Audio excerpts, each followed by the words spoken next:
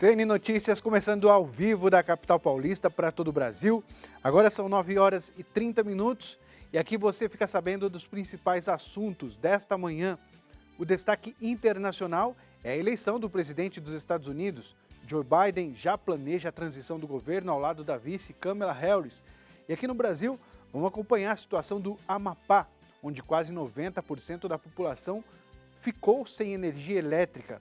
E direto de Brasília, o Felipe Barcelos mostra como o Ministério Público vai apurar se houve propaganda para favorecer candidatos em live do presidente Jair Bolsonaro. No Vaticano, a Lísia Costa traz as informações do Papa Francisco, uma mensagem sobre a preparação para a vinda de Cristo. Devemos viver o hoje repleto de esperança. Estas e outras notícias você confere daqui 2 minutos. Vamos para o intervalo com imagens ao vivo da capital paulista. Hoje as temperaturas em São Paulo variam entre 24 e 33 graus.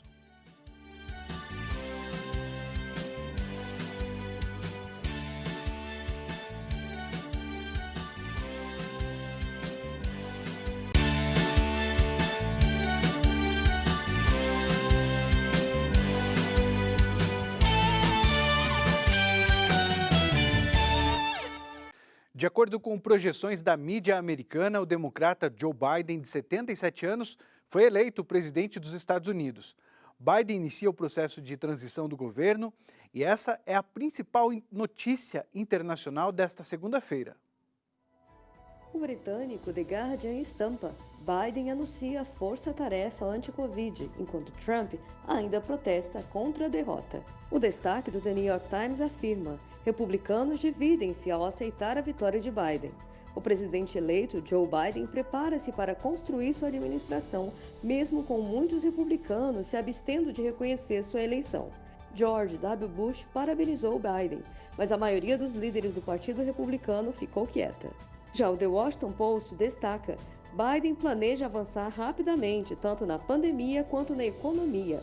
O presidente eleito Joe Biden espera aproveitar o ímpeto de sua vitória para sinalizar uma ação decisiva nas principais crises que envolvem o país. Mas a recusa de Trump pode complicar tudo. Já o El País estampa: Biden e Harris decidiram governar. A presidência democrata prepara uma bateria de ordens executivas para reverter as decisões de Trump. A formação de um grupo de especialistas para lutar contra a Covid-19 é o primeiro passo. O presidente eleito dos Estados Unidos, Joe Biden, e a vice-presidente Kamala Harris lançaram as bases de um futuro governo com o objetivo de reverter as medidas conflituosas adotadas por Donald Trump.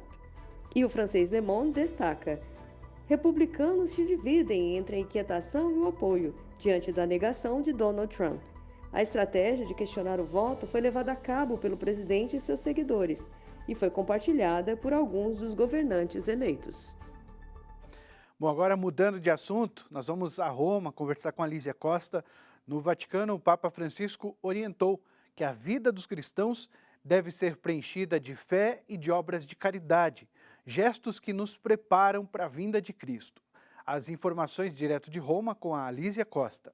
Bom dia a todos. Durante o Ângelus deste domingo, quando o Papa Francisco viu entre os fiéis que estavam na Praça de São Pedro uma bandeira de Honduras, ele se recordou da América Central, principalmente das vítimas do furacão ETA. Disse que deixou tantos mortos e feridos, além de todo o problema vivido atualmente por causa da pandemia, tem deixado também ali muito sofrimento. O Papa pediu oração por essa região. Depois também pediu o fim dos ataques que têm acontecido na Etiópia e insistiu pelo diálogo para que não se chegue ali a uma guerra civil. E manifestou também a sua proximidade ao povo da Líbia, recordando que essa semana acontece uma importante reunião entre as partes em conflito e também outros países para tentar chegar a um acordo final de paz e também insistiu para que se mantenha o acordo de cessar fogo assinado pelas duas partes em conflito em outubro deste ano. Insistiu que se chegue ao fim desse conflito que deixa tanto sofrimento na região, no país, na Líbia. Na meditação, o Santo Padre falou sobre o Evangelho em que Jesus conta a parábola das virgens prudentes e imprudentes. Diz que, mais uma vez, a liturgia nos convida a pensar na vida eterna. Diz que também na liturgia da festa de Todos os Santos, na celebração dos fiéis defuntos, essa era a proposta, fazer com que o nosso coração se recordasse da promessa da vida eterna.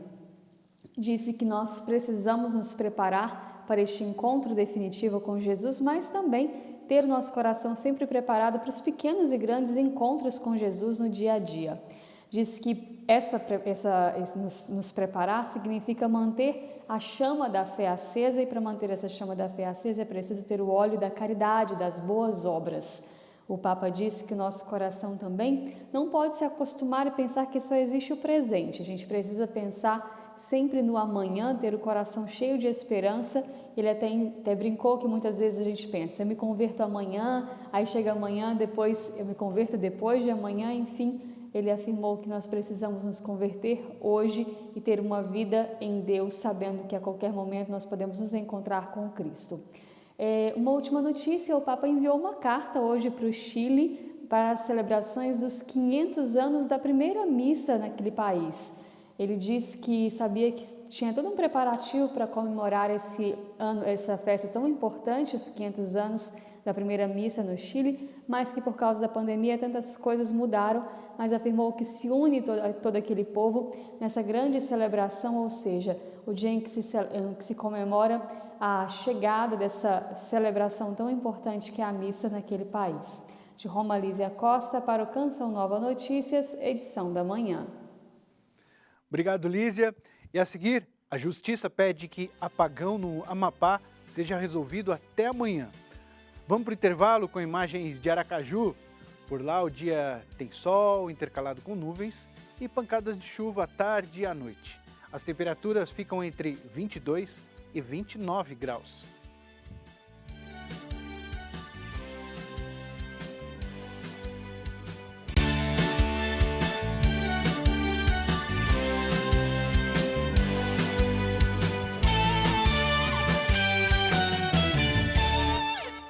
Bom, agora faltando 19 minutos para 10 da manhã, a Justiça Federal determinou que o apagão no Amapá seja completamente solucionado até amanhã, com 100% da eletricidade restabelecida.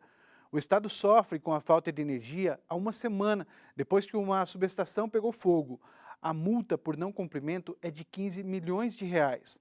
No fim de semana, navios da Marinha e aviões da Força Aérea começaram a chegar ao Amapá com geradores, combustíveis, profissionais de saúde e alimentos. A Operação Macapá conta com 360 militares do Exército e 12 viaturas atendendo a região. E falando ainda sobre o Amapá, o presidente do Congresso Nacional, senador Davi Alcolumbre, quer que a empresa que fornece energia elétrica para o estado seja responsabilizada pelo apagão. Quem traz mais informações ao vivo, direto de Brasília, é o Felipe Barcelos. Bom dia, Felipe. Oi, Rodrigo, muito bom dia para você, bom dia a todos. Pois é, o senador, que é amapaense, tem defendido que a Agência Nacional de Energia Elétrica casse a concessão da empresa Isolux, essa que é a empresa responsável por fazer a conexão local, da rede local, com o Sistema Interligado Nacional.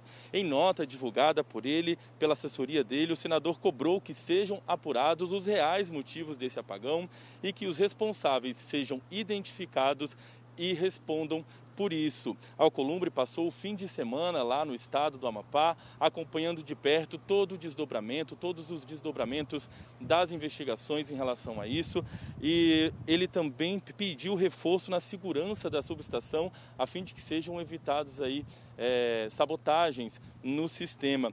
O Ministério de Minas e Energia, por sua vez, informou que o problema será 100% resolvido até o dia 16 de novembro, ou seja, daqui a uma semana, apesar aí das determinações da Justiça de que esse problema seja solucionado ainda até amanhã. Mas agora, Rodrigo, mudando rapidamente de assunto, se você me permite, uma campanha nacional do Serviço Social de Transportes vai alertar motoristas de transportes de carga sobre os riscos de roubos nas rodovias de todo o país. A partir de hoje até a próxima sexta-feira, 350 postos de atendimento para caminhoneiros serão montados em rodovias do país inteiro. Esses motoristas receberão orientações para que sejam sobre planejamento de rotas para evitar roubos de carga e também acidentes. Nesses postos também serão oferecidos alguns serviços como de odontologia, fisioterapia, nutrição, psicologia, além de orientações para a prevenção da Covid, tudo isso de graça. Então aí uma boa notícia para quem trabalha nesse setor. E por falar em Covid, Rodrigo, o último boletim epidemiológico do Ministério da Saúde informa que o Brasil tem até agora 5.664.115 casos confirmados da doença, com 162.397 mortes. O número de recuperados da doença chega a 5.064.344 pessoas, viu, Rodrigo? Volto com você, um bom dia. Obrigado pelas informações, Felipe. E agora vamos ver como fica o tempo em todo o país. Segunda-feira com céu nublado e chuva frequente em Santa Catarina, Paraná e no Rio Grande do Sul. No Sudeste não chove em Minas e no Espírito Santo. Nos demais locais da região ocorrem pancadas de chuva intercaladas com sol. Tempo instável no Mato Grosso do Sul. Só não chove em Goiás. Nos outros estados do Centro-Oeste, o sol aparece forte de manhã e chove em formas de pancadas a partir da tarde. No norte, chove a qualquer momento no Amazonas, Roraima e Rondônia. Tempo firme no Tocantins. No Maranhão, dia ensolarado com pancadas de chuvas no final da tarde. Chove rápido entre o litoral da Bahia e o Rio Grande do Norte. O sol predomina nos demais locais do Nordeste. A seguir, vamos conhecer a história da mineira reconhecida como serva de Deus. E agora, nós vamos ter imagens aí ao vivo de Belém do Pará. Sol com a tradicional chuva no fim do dia, a mínima de 24 e a máxima de 33 graus.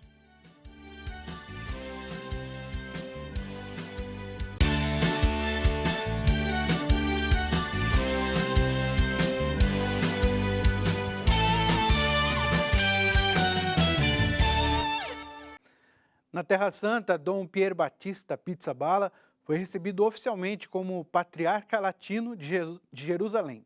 Dom Pier Batista Pizzaballa foi recebido em Jerusalém como novo patriarca.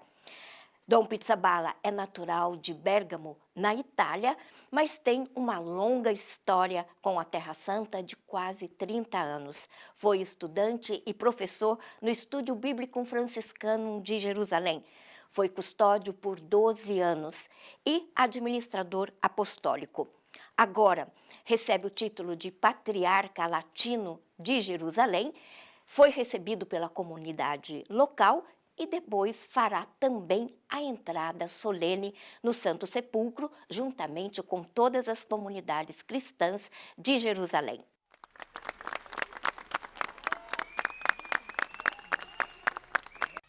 Após ser nomeado em Roma pelo Papa Francisco como novo Patriarca Latino de Jerusalém, Dom Pizzaballa foi acolhido pelo núncio apostólico, bispos e padres do Patriarcado Latino, pela comunidade franciscana e um pequeno grupo de fiéis devido às restrições por causa do coronavírus.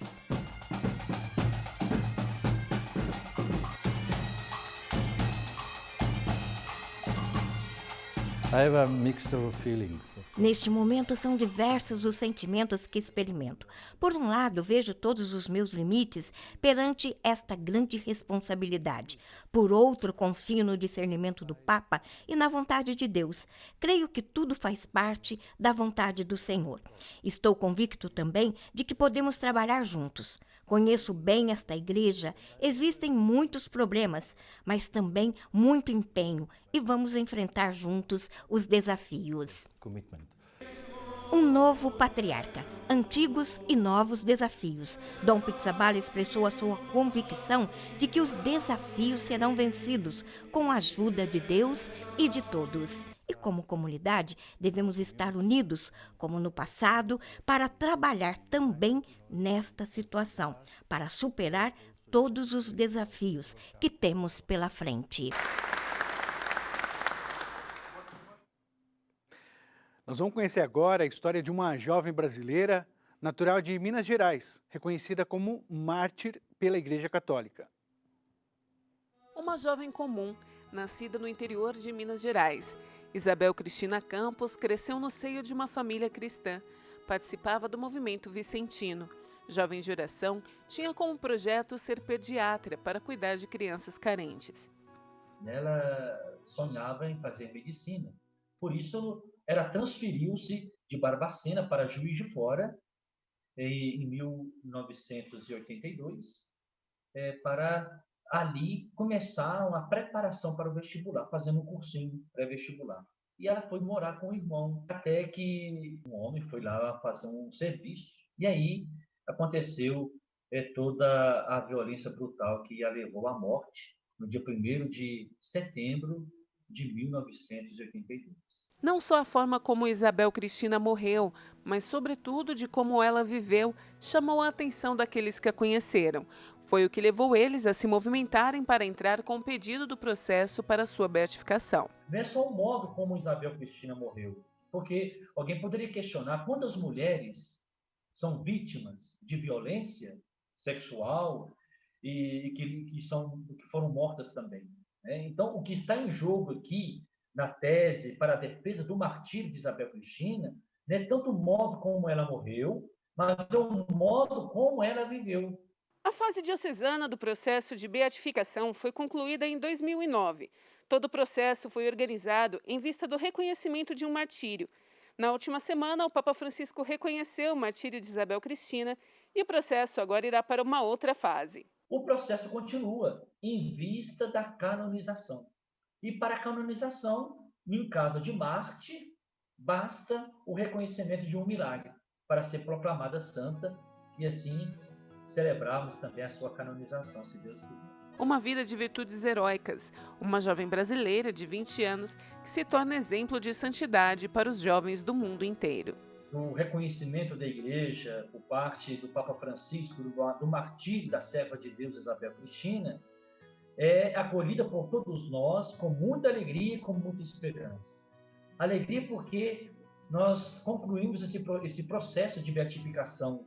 E esperança porque nós acolhemos com muita esperança, porque ela vai se tornar também uma referência motivadora para a nossa juventude para viver os valores do Evangelho, o exemplo de fé, a experiência do amor de Deus.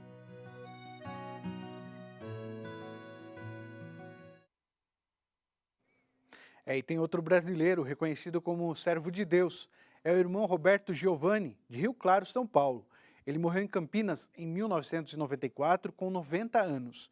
Irmão Roberto ficou conhecido por sua caridade e por milagres ligados à cura de vícios e doenças. O CN Notícias está terminando. A seguir tem o programa Cantinho da Criança.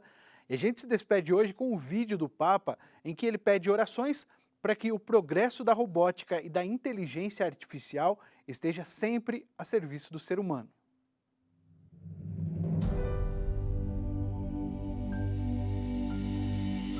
La inteligencia artificial está en la raíz del cambio de época que estamos viviendo.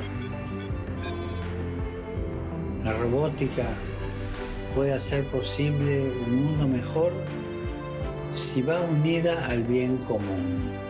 Porque si el progreso tecnológico aumenta las desigualdades, no es un progreso real.